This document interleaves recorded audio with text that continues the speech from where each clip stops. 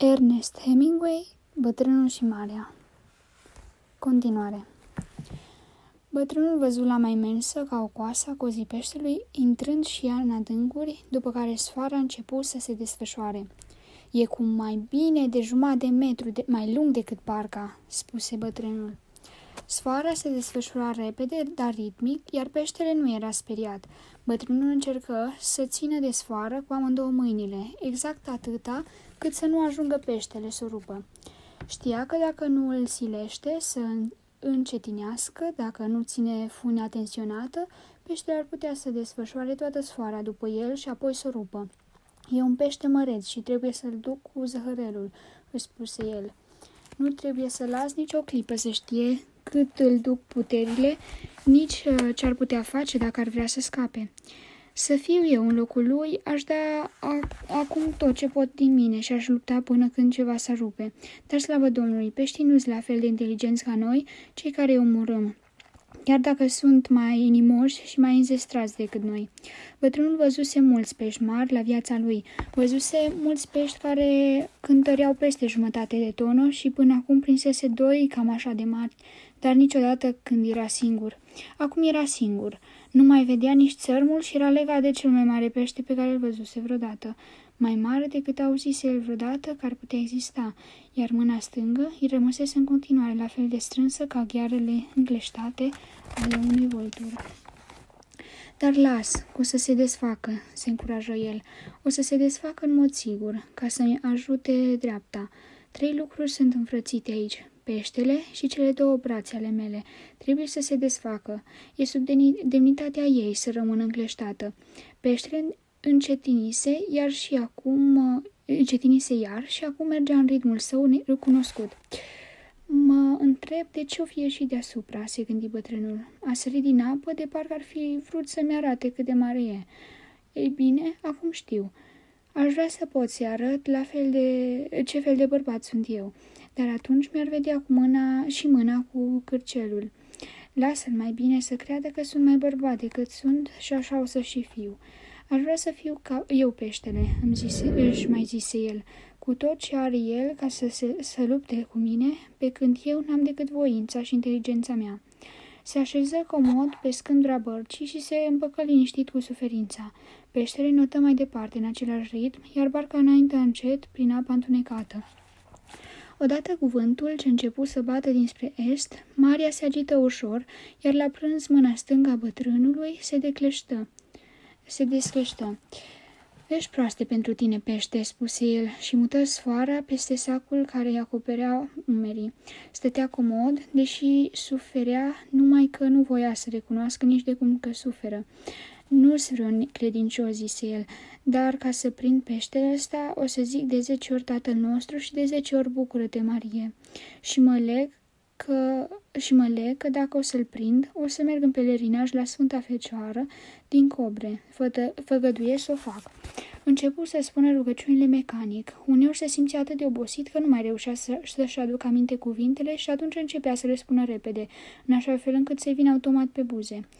"Bucură-te, Marie, e mai ușor de zis decât Tatăl nostru," se gândi el. "Bucură-te, Marie, cea plină de har, Domnul este cu tine. Binecuvântată ești tu între femei și binecuvântat este rodul trupului tău, Iisus.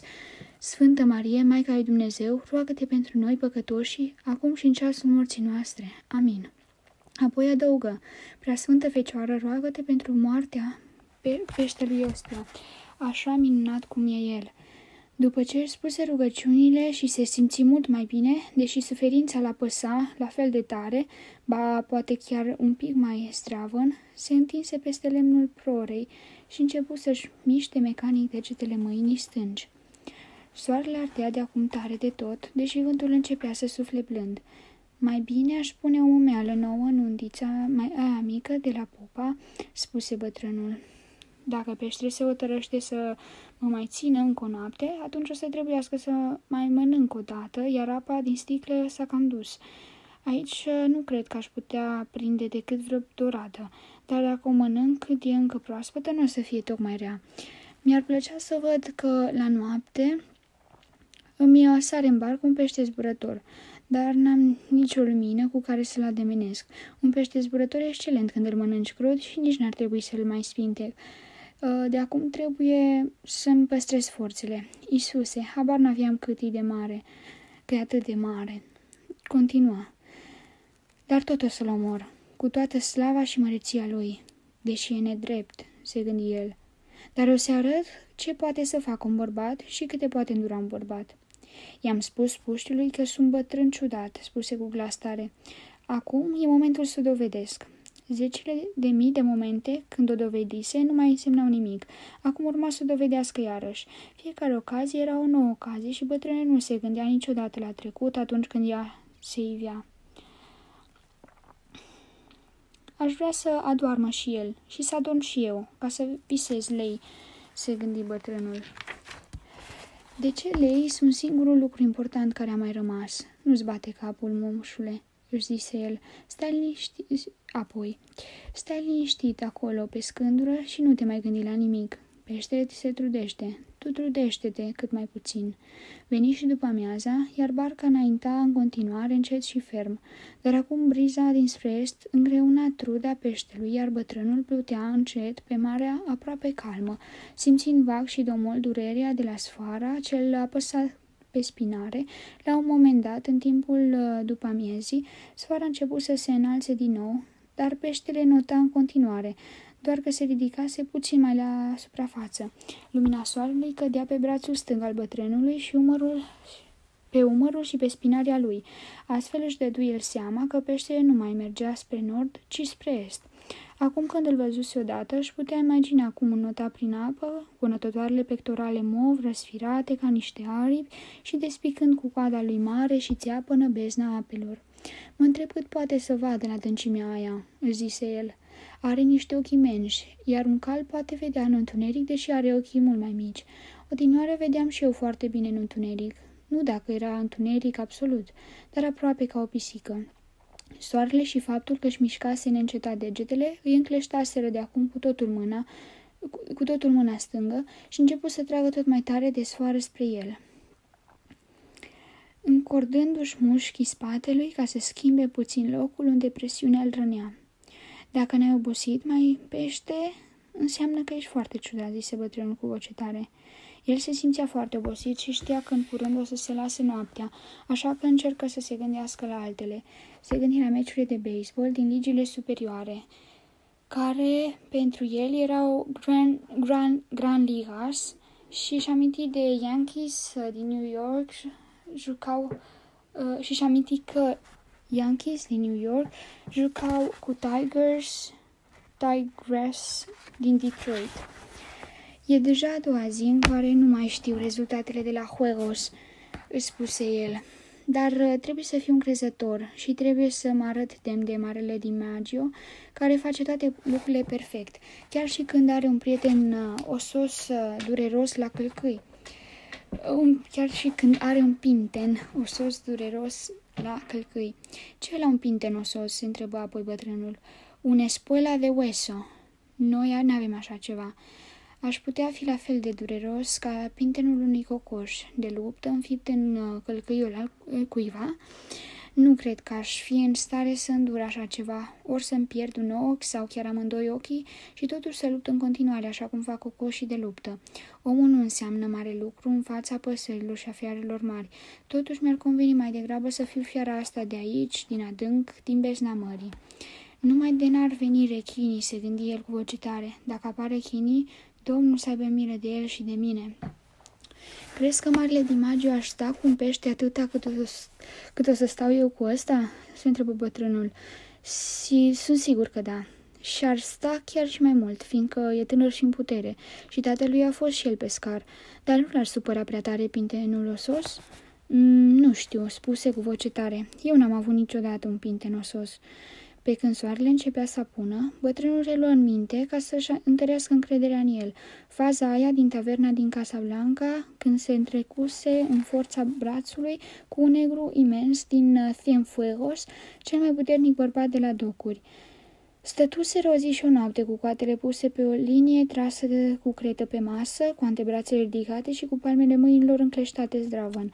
Fiecare încerca să culce pe masă brațul celuilalt.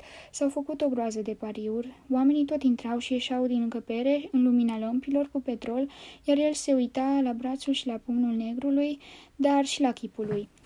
Au schimbat arbitrii din 4 în 4 ore, după ce au trecut primele 8, ca aceștia să poată dormi cu rândul. Amândurora le țâșnise sânge de sub unghiile de la mâini și s-au privit unul pe altul în ochi și-au privit palmele și antebrațele. Parionii tot intrau și ieșeau din încăpere, se așezau pe scaunele înalte, înșirate lângă perete și se uitau la ei. Pereții erau zugrăviți într-un albastru aprins și erau din lemn, iar lămpile proiectau pe ei umbrele amândurora. Umbra negrului era gigantică și se deplasa pe perete atunci când curentul clătina flacăra lămpilor. Sorții s-au tot schimbat de la unul la celălalt pe întreg parcursul nopții, iar negrului i s-a dat să bea rom și i s-au întins țigări gata aprinse.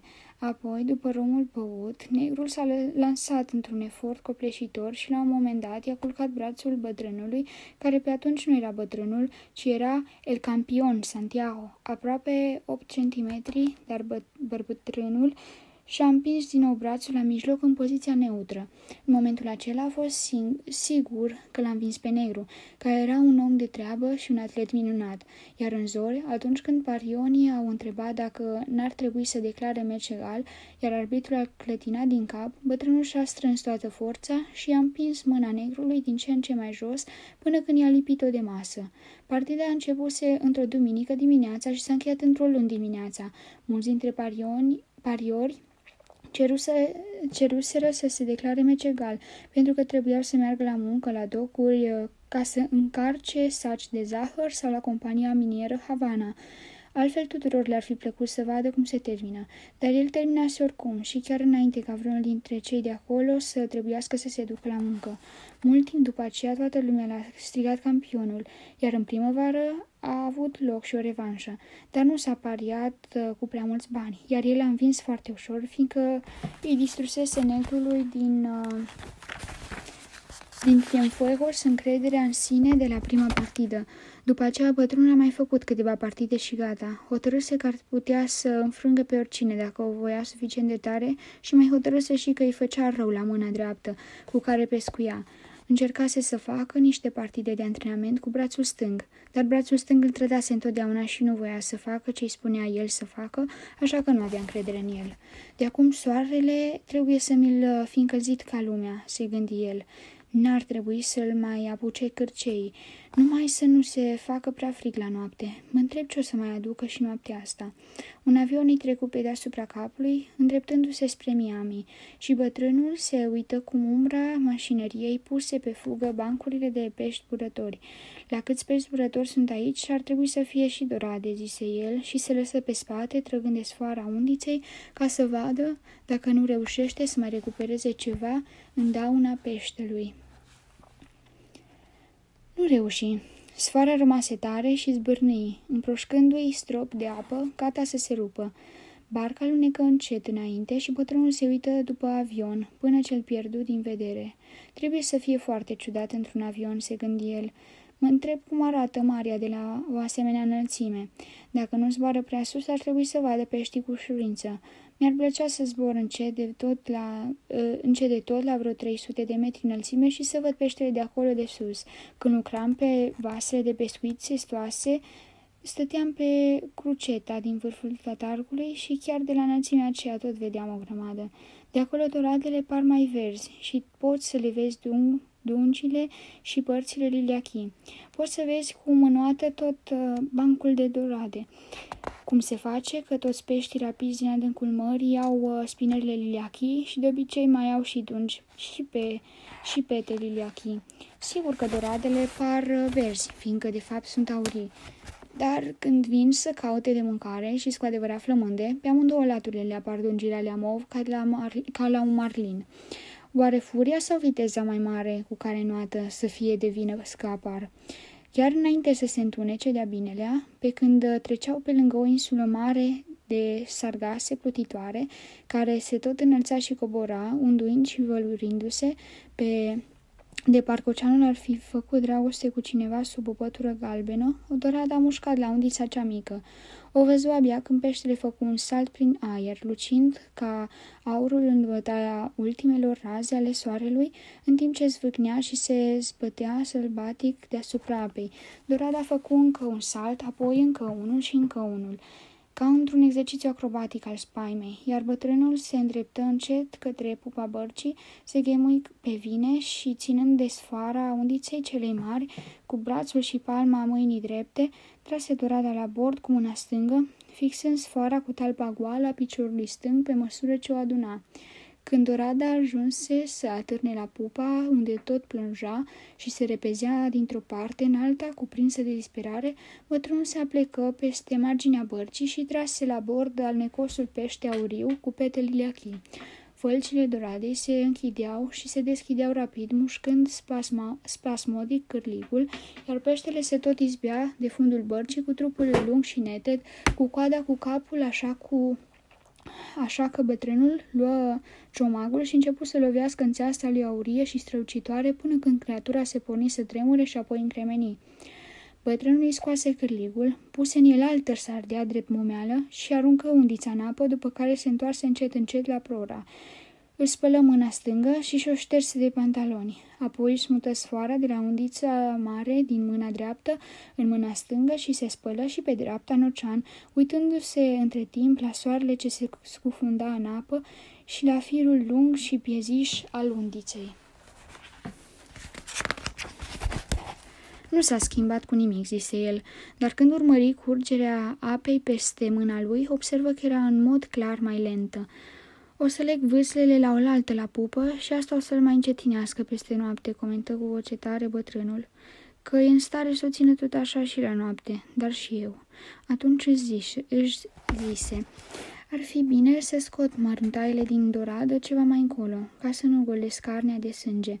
Aș putea să o fac mai târziu și tot atunci să leg și vâslele la pupă ca să-l mai frânez. Deocamdată aș face mai bine să las peștele să stea liniștit și să nu-l săcăi prea mult. Tocmai acum l-a apus.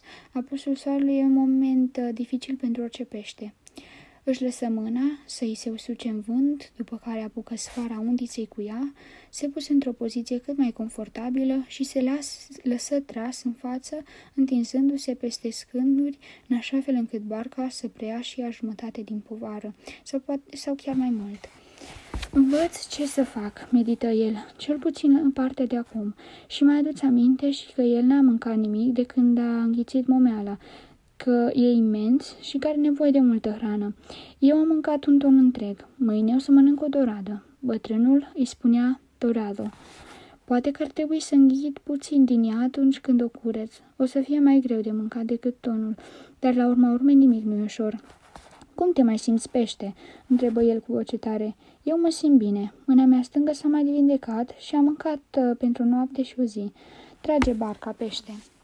Adevărul era că nu se simțea întru totul bine, fiindcă durerea pe care o provoca sfoara ce apăsa spatele aproape că despărțise stadiul de durere și se transformase într-o amorțeală ce îl îngrijora. Dar am suferit eu și de altele mai rele, se consolă el. N-am decât o crestătură mică la o mână, iar căcelul de la cealaltă mi-a trecut. Picioarele îmi sunt zdravene, iar acum sunt în avantaj față de el în ceea ce privește mijloacele de trai. Se făcuse deja întuneric, pentru că în septembrie se întunecă foarte repede după apusul soarelui. Bătrânul se întinse pe lemnul lustruit de la prora și se odihni atât cât se putea. Răsăriră primele stele. Nu știa numele de Rigel, dar văzu steaua aceea și știu că în curând vor răsări toate celelalte, iar el va fi însoțit de toți acei prieteni îndepărtați. Și peștele mi-e prieten, zise el tare. În viața mea n-am văzut un asemenea pește și nici n-am auzit de vreunul la fel, dar trebuie să-l ucid. Mă bucur că nu suntem siliți să încercăm să ucidem stelele.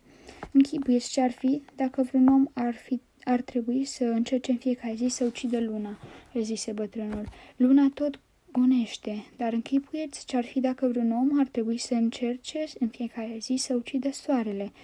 Ne-am născut cu noroc. Apoi simți că îi pare rău de peștele ăsta imens care n-avea nimic de mâncare, însă chiar dacă îl căină în sinea lui, hotărârea de a-l ucide nu îi scăzu nicio clipă. Câți oameni s-ar putea hrăni din el, se gândi, dar oare sunt ei vrednici să-l mănânce? Nu, bineînțeles că nu. După felul în care se comportă și imensa lui demnitate, e clar că nimeni nu-i vrednic să mănânce din el. Nu pricep lucrurile astea, continuă să mediteze bătrânul, dar e bine că nu suntem nevoiți să încercăm să ucidem soarele, luna sau stelele. Ne ajunge că trăim pe mare și ne ucidem proprii noștri frați. Acum trebuie să mă gândesc la niște frâne. Ideea are și riscuri, dar și avantaje. Dacă peștele se străduiește din toate puterile, dacă văzile lor să încetinească și barca își pierde toată sprinteneala, aș putea să pierd și eu atât de multă sfoară încât să-mi scape. Sprinteneala bărcii ne prelungește suferința amândurora, dar tot ea e și șansa mea de izbândă, fiindcă peștele poate goni mult mai tare și până acum n-a făcut-o încă. Orice s-ar întâmpla, trebuie să scot măruntarile din doradă, ca să nu se strice, și să mănânc puțin din ea, ca să mi păstrez vlaga. O să mă odihnesc încă o oră și o să verific dacă peștele mai e la fel de zdravăn și de îndârjit, iar după aia o să mă întorc la pupa, ca să-mi fac treaba și să mă hotărăsc ce și cum. Între timp o să-l văd cum se comportă și dacă dă vreun semn de schimbare. Vâslele sunt o șmecherie bună, dar a venit vremea să mă gândesc la izbândă. El e încă pește. Pește în toată puterea cuvântului. Am văzut cum are cârligul prins în colțul gurii și cum ține gura strâns închisă.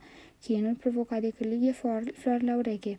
Chinul provocat de foame și de luptă împotriva a ceva ce nu înțelege, ăsta e esențialul. Acum odihnește-te, bătrâne, și lasă-l pe el să trudească până-ți vine iar rândul și ție.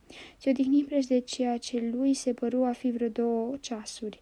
Luna nu răsări până târziu și bătrânul n-avea altă cale să afle cât este ora. De fapt, odihna lui nici n-a fost odihnă, decât comparativ. Umerii îi îndurau în continuare apăsarea sforii târâte de pește, dar se prinsese cu mâna stângă la copastia de la prora și transfera asupra bărcii o parte tot mai mare din forța cu care trăgea creatura. Ce simplu ar fi dacă aș putea să leg sfoara, se gândi el, numai că atunci peștele ar putea să rupă dintr-o smucitură scurtă. Trebuie să amortizez cu trupul meu forța cu care trage și să fiu pregătit cu tot timpul să-i dau sfoară cu amândouă mâinile. Numai că încă n-ai adormit, bătrâne. Numai că încă n-ai dormit, bătrâne, își spuse el cu voce tare. A trecut jumătate de zi și jumătate de noapte, iar acum începe încă o zi și tu n-ai dormit. Trebuie să ticluiești ceva ca să poți dormi un pic atâta timp cât peștele rămâne liniștit și statornic. Dacă nu dormi, s-ar putea să ți se încetsoșeze mintea. Am mintea destul de limpede, se gândi. Prea limpede. Îmi e la fel de limpede ca și astrii de pe cer care îmi sunt frați. Totuși trebuie să dorm. Și ei dorm. Și luna și soarele dorm și chiar și oceanele dorm uneori, iar anumite zile când nu sunt curent și totul e calm și netulburat. Dar adu-ți aminte să te culci, își mai zise el. Silește-te să o faci și gândește-te la o metodă simplă și sigură ca să asiguri sforile. Acum întoarce-te și pregătește dorada. E prea riscant să fixezi vâslele pe post de frână dacă trebuie să te culci. M-aș putea descurca și fără somn, se gândi bătrânul, numai că e prea periculos. Se apucă să se strecoare înapoi la pupa, mergând pe coate și pe genunchi și având grijă să nu smucească sfoara ca să nu zgândere peștele. S-ar putea să fie și el pe jumătate adormit, își spuse bătrânul, dar eu nu vreau să se odihnească. Trebuie să tragă până moare. Ajuns iar la pupa, se răsucie în așa fel încât mâna lui stângă se menține sfoara încordată peste umeri și cu mâna dreaptă își scoase cuțitul din teacă. De acum stelele străluceau pe cer, așa că bătrânul văzu clar durada. Înfipse cuțitul în capul peștelui și îl trase afară de sub puntea de la pupa. Puse talpa peste trupul lui și îl spindecă repede de la coadă până la capătul fălcii de jos. După aceea lăsă cuțitul jos și evisceră peștele cu mâna dreaptă. golindu-l de măruntaie și smulgându-i și branhile. Simți că stomacul Doradei era greu și alunecos, așa că îl despică. Înăuntru erau 2 pești zburători. Erau proaspeți, tari, la pipăit, iar bătrânul îi așeză unul lângă altul și aruncă peste bord măruntealele și branhile Doradei. Ele se scufundară în apă, lăsând în urmă o dâră fosforescentă.